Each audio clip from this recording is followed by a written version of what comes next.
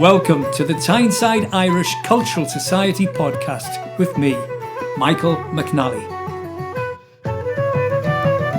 Welcome to the final podcast of 2020, a year most of us will want to forget. Let's hope 2021 brings us a bit more hope and positivity. We've got a packed show this month, so without further ado, here we go.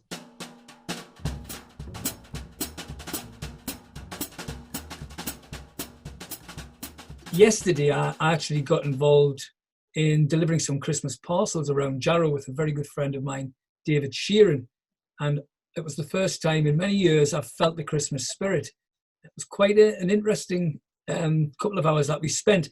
And I'm really pleased we've got a guest here now, Helen Passman, who's down on Teesside. She's organising and coordinating all of the Christmas parcels around the Teesside area. I think at the end of May sometime, Tony Corcoran contacted me. He'd started the North East Irish Network and wants to include Teesside. We have a very small Teesside Irish Society with probably only about 6 or 7 on the committee. So he asked me, would I be happy to deliver some parcels and the newsletters out to some people. And we started putting our list together. And they began with the lists that we had as Teesside Irish Society and that Barbara in Newcastle had from the Ross, which is a Raised on Songs and Stories group. So we put those together, added those to the database with the permissions necessary, and that's how we started in May.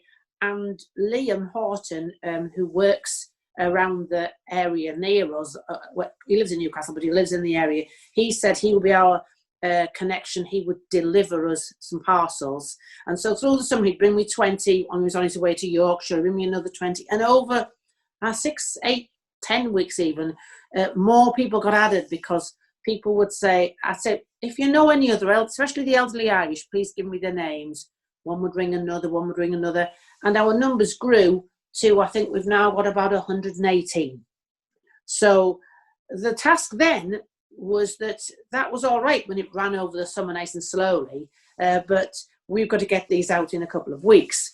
So I kind of asked a couple of people who on our committee who I know are fit and able, and although they work, they said they'd do them. So I asked one person, she took about 19 over 2 nights, last night, the night before, and another one I've given her about 16.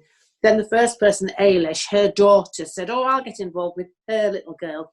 So I'm going to drop about 17, 18 off to them. So that means I've already given out 52. Liam turned up with his car absolutely jam-packed with 60 parcels on Monday. And then last night, yes, I think it was raining, he came with another 60. I now have 25 in the car and 23 in the corner of this room. I'm about to drop 17 off to Roisin, the girl, the daughter, Ailish's daughter. So I feel like I'm well on the way. This morning I've been down slightly north to Stockton and Norton and managed to get them done. It's a lovely job really, because the only other time I knock on people's doors is like if I'm involved in politics and you're asking people are they going to vote for you, and you don't get a very nice reception. This is like being Santa Claus. Even in the summer I thought this is just so nice because I'm not even doing anything, only taking them out. I haven't even bought them anything, but people are just so happy and so grateful really. I'm so pleased to be included. And they've been saying to me how much they've enjoyed the newsletters, because they've been receiving a newsletter since we began we joined probably April, May. Some of them say they've been getting their monthly, initially their 2 weekly and then monthly newsletters. So they feel like they know us already, and I'm just saying Happy Christmas from the North East Irish Network, and it's very nice. It's absolutely tremendous work that you're doing. I got such a buzz when you're talking about the numbers you're delivering. We did 11 yesterday. It took us about 3.5 hours, and everyone wanted to talk. And you could see some people were more vulnerable than others. Everyone was elderly, but it was just a really uplifting experience and a great community event, really. And honestly, hats off to you, because that's a massive task, because everybody wants to talk. It takes time. It's easier than the first time because I put them into little groups, whereas the first time one would add in this area, that it would go back on an area. Redcar, which I don't know as well, are all in one area. And I met one woman, and she's the sister of one, and she's got 2 brothers. So I finished up giving her 7 parcels. So that was nice and an easy one. And in the first one, I wanted to knock on everyone's door and speak to them all. But this time I thought, I can't really do that. It's Christmas. If this one can take to a sister and a brother and a friend, we'll do it that way. I feel like they're part of us because they've already had the newsletter. They know about us. They're not going to go, what's this parcel about? Because they had one before. So, yeah, it's been easier this time. Helen, I just want to say thank you very much for your hard work. It's greatly appreciated. I know the people you're helping will appreciate that. And Merry Christmas and a Happy New Year to you. Yes, same to you then. Yeah. And you take care now. Okay, our next guest, I'm really pleased to say, he's an outstanding musician, Dave Wood, and he's been involved in putting together a very special album. I've just been listening to a track this morning. I've listened to it about 4 times. It's infectious. I'm going to let him tell you a little bit about this project. So Paul Ruan Sound just recently released. Many of you in the club will remember Paul. Fantastic fellow, wonderful fiddle player, very unique style. Came from a Leeds Irish background, parents from County Mayo, and unfortunately Paul lost his battle with cancer in 2016. And this album's been a kind of a project to get Paul's music out there and have a little something for all of his friends to remember him by. Really fantastic bloke. The idea of the album came around, or the idea of the recording, sort of around about 2010. We used to have a bit of a session over in Gosforth, in the Queen Vic in Gosforth, and it was every Wednesday night. And it was Paul and myself, a wonderful tenor banjo player who's on the album as well, called Louis Bingham. Paul's wife, Dee, would often be down, absolutely fantastic box and whistle player. And there'd be lots of other people turning up, a fantastic fiddle player called Chris Meredith. Around about that time, we were meeting every week, and the music was just sounding the way music does when you regularly play with the same people, that it was becoming sort of very tight, and we were playing some really lovely old tunes, and fabulous flute player Norman Holmes, who owns lots of really lovely recording equipment, decided it would be a nice idea if we started to put some of these things down as a bit of a sort of just a project, just on the back burner, record a few tunes here and there. Most of the sort of the core of the album was recorded in 2 visits to Paul and Dee's house, where we took some microphones over, set them up, got the fire going. I think on a couple of tracks, if you listen carefully, you can hear the fire sort of flaring up in the background. Sort of thought nothing more of it really, so we had some good quality recordings, but the problem was that a lot of them were maybe a little bit bare. So we might have a set of tunes where I might be playing the guitar and Paul and Dee were playing 3 tunes. But at the end of the second tune, Dee had to go and put the potatoes on or deal with the kids. So suddenly there'd be no instrument on the last tune. So unfortunately, Paul's untimely death in 2016, we kind of realised we were sitting on this wealth of material of Paul's fiddle playing. Paul had a really unique sort of, Leeds Irish fiddle style. Grew up in Leeds playing alongside great friend and fiddle player Des Hurley, who runs the Irish Arts Foundation down Leeds. And Paul's sort of style, really unique, just, how do I put it, all the twists and turns and ornamentations, but in particular the way he'd variate a tune. So he'd never really play the tune the same twice. It would always be slightly different, and it'd usually take most people by surprise. I think sometimes Paul would even take himself by surprise. Where am I off here? But we revisited it and realised that we could do something with it. So sort of over the past couple of years, we've had Paul's friends and family sort of overdubbing over the top of the original recording, adding some more instruments. So 2 of Paul's kids are on here, on the 3rd track. So yeah, Celia and Eva are on here. And all sorts of bits and pieces. So Norman plays the flute on a lot of the album. Norman has done all of the sort of mixing and mastering of the thing and compiling the whole thing. We recorded a couple of extra things that don't include Paul as well, just to sort of flesh the album out. But for example, one of them is one of Paul's compositions, All Is Real, written for his oldest daughter, Orla, who's now down in Manchester at university. The pandemic sort of made it very difficult to complete the album as well, because there was still a couple of bits and pieces of recording to do. And obviously you shouldn't be going into people's houses and all that sort of thing. But we managed to get it finished in the summer as everything sort of relaxed. Actually, in terms of the pandemic, it's been quite nice, almost quite refreshing to release some music that isn't a song about coronavirus, which has got to be the worst source of material ever. I think we'll look back in a few years at all these Robbie Williams numbers and all of this and just think, what? I know, it's such a bleak subject. Unless you have a sort of dark sense of humour about it, it's not really not worth exploring, I don't think. You know, but it is, well, you're right. What you put together is an uplifting tribute, really, to a great musician. And, you know, I want to commend you and the other people involved, because it's fantastic. And I know when you lose a great friend, as you have, you know, they stay with you. And what better way just to pay tribute to them than put this time into this amazing project? We're really, really, really proud of it, to be honest. And I know Paul would have rated it. So it's worked out fantastically, and it's been really, really touching, actually, since we released the album. I'm dealing with all of the orders and the amount of messages that have come in from people who knew Paul back in the day and so on, in Leeds, and family from Ireland, and all sorts of people getting in touch. Paul was deputy head at St Cuthbert's in Newcastle as well, so lots of former pupils and staff kind of getting in touch to get a copy of the album. So it's been really nice and completely unplanned.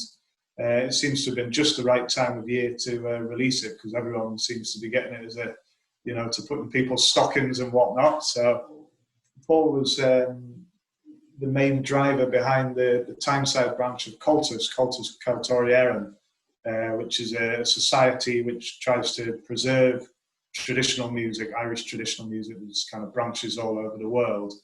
And it's nice to see now, even through the pandemic, that the cultists are still regularly meeting on Zoom, of course, at the minute.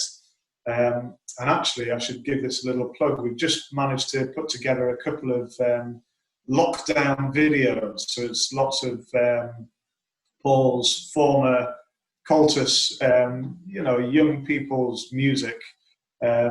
If you search on YouTube for Tyneside Cultus, COMHALTAS, you'll find the lockdown videos, and there's lots of Paul's old friends on there as well. So Kevin Doonan's on there on the fiddle, Julian Sutton on the melodium, and we've done a nice little job. We got everybody to sort of stand at home, video themselves on the mobile phones. They all sent the videos through, and we've sort of made a collage of all of those. So it's another nice way to sort of honour Paul and, remember him. How come people access the album and buy it? Very easy. You need to go to paulfiddle.com, and you can buy it there. There's a link to buy the album there. There's Karen Tweed as well. Karen Tweed, fantastic piano accordion player, played in numerous outfits. Was a really good friend of Paul's and knew Paul from back in Leeds and throughout his life. She very kindly did the artwork for the sleeve of the album. So she did a lovely sort of sketch of Paul there, and we're really grateful to her for that. David, it's been absolutely wonderful talking to you, and you know, the passion you have for what you do as a musician, is something everyone can plainly see. And, you know, the strength of friendship and, you know, the respect you have for Paul is incredible. So thank you very much for that. And I, you know, I'm hoping someone's going to send me this album for Christmas. And I recommend that you get it if you haven't heard any of this stuff. It's absolutely brilliant. Thank you very much for your time. I wish you and your family a fantastic, peaceful Christmas and New Year. Absolute pleasure, Michael. Same to yourself. Thanks ever so much.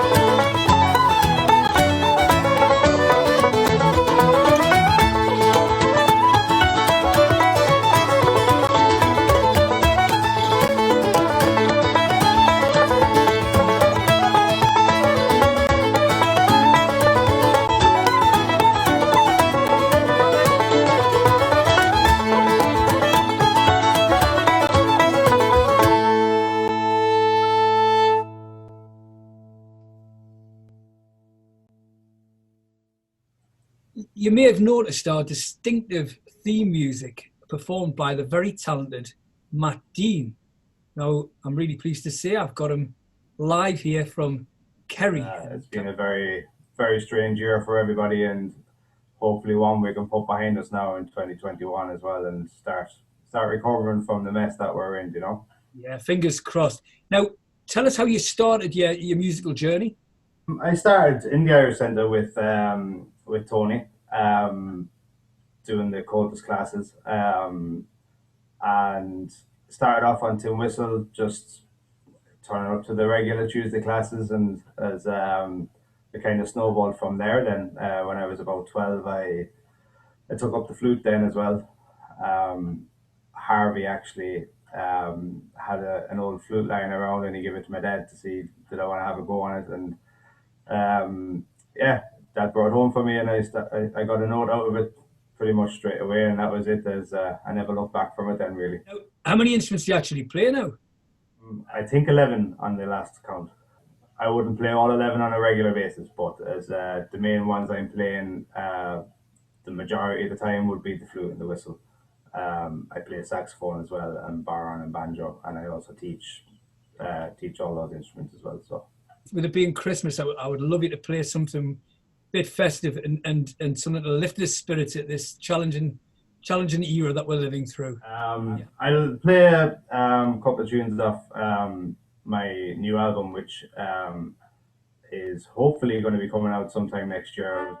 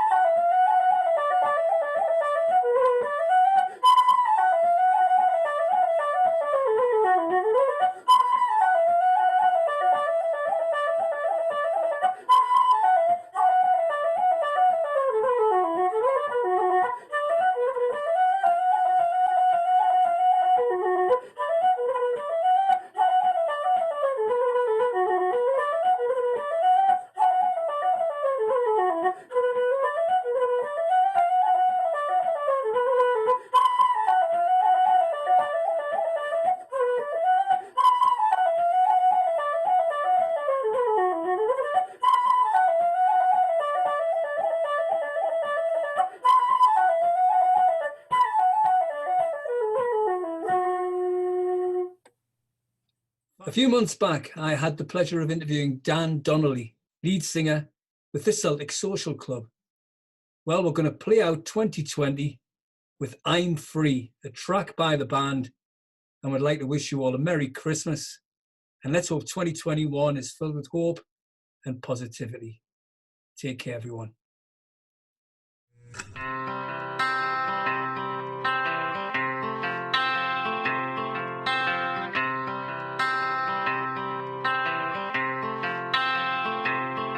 If you want, I'll set the scene for you. And if you got the time, I'll tell you all that you wanna know about this life of mine. I'm not denying I've made mistakes in the life I've had. Look at where we've ended up. You're angry and I'm sad. I'm so sorry. So much time has passed like sand upon the breeze. Emotions are a memory. Now we've started to freeze, and I'm running from our shadow. It'll never go away. So if anyone tries looking for me, I'm somewhere far away, where the roads are always open, food's few and far between, and the countrysides are rolling by, and I'm tough, I'm free, and I'm lean.